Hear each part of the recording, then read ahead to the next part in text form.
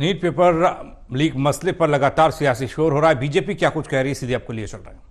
हमने देखा 2009 में लॉ का पेपर लीक हुआ, पहली बार 2011 में AIEEE का पेपर लीक हुआ।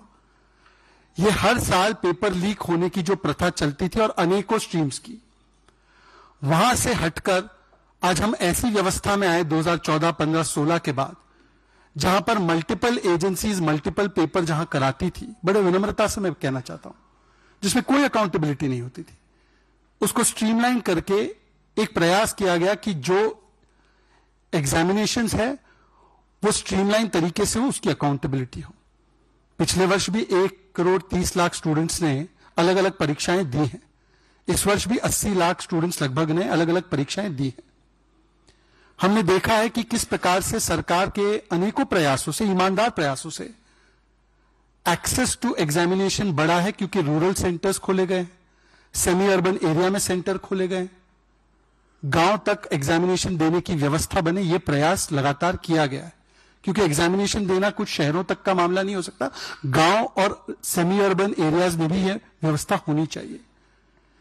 13 भाषाओं में पहली बार परीक्षाएं होने लगी है, ताकि केवल 1 या 2 भाषाओं में सीमित ना रह जाए, बाकी की भाषा बोलने वाले बच्चे भी इसमें प्रतिभाग ले सके। आज उन बच्चों से भी आपको पूछना चाहिए कि वो कितना, मुझे लगता है, संतुष्ट महसूस करते हैं कि आज वो एग्जामिनेशन की प्रक्रिया डेमोक्रेटाइज हुई है, वो प्रक्रिया जो है एक्सेसिबल हुई है। यह भी एक अनुभव है। 26% महिलाओं का पार्टिसिपेशन इन एग्जामिनेशंस में बढ़ा है, यह भी एक अनुभव है। सिलेबस को रैशनलाइज किया गया है ताकि एग्जामिनेशंस आसान हो, ताकि कोचिंग क्लासेस की आवश्यकता ना पड़े, और ताकि सभी व्यक्तियों को जो कोचिंग अफोर्ड ना भी कर सके वो भी एग्जाम्स में पार्टिसिपेट कर सके। यह भी एक प्रयास किया गया है, और एग्जामिनेशन स्ट्रेस ना बढ़े। मैं ये सारी बातें आपको क्यों बता रहा हूं? मैं ये बातें इसलिए बता रहा हूं कि एग्जामिनेशन सिस्टम पहले जो बहुत ही कम लोगों तक सीमित था, आज उसका दायरा बढ़ाकर उसे डेमोक्रेटाइज करने की पूरी ईमानदार कोशिश की गई है।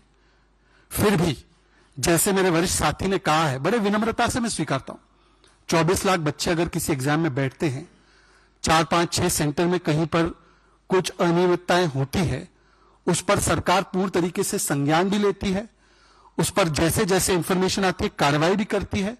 और ये सरकार का और हमारी पार्टी का ये आश्वासन है आप सभी लोगों को कि जिसने भी अगर कोई भी गलती की होगी तो उसको तो उसका सजा मिलेगी ही, उसको उसका दंड मिलेगा ही अवश्य।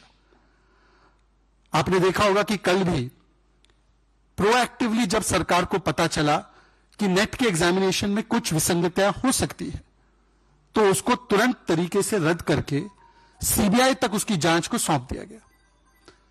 अब मैं आज पूछना चाहता हूं कि जब इस प्रकार से व्यवस्थाएं लगातार बढ़ती जा रही है, आगे बढ़ रही है, तब राहुल गांधी आकर इस गंभीर और संवेदनशील मुद्दे पर, शिक्षा जैसे मुद्दे पर ओछी सियासत करते। मैं तो यूं कहूंगा कि राहुल गांधी प्रतीक है, उनका कल जन्मदिन था, ये वो प्रतीक बन चुके हैं कि केवल उम्र बढ़ने से विवेक का विस्तार नहीं होता। और यदि ऐसा होता तो राहुल गांधी ऐसी गंभीर विषय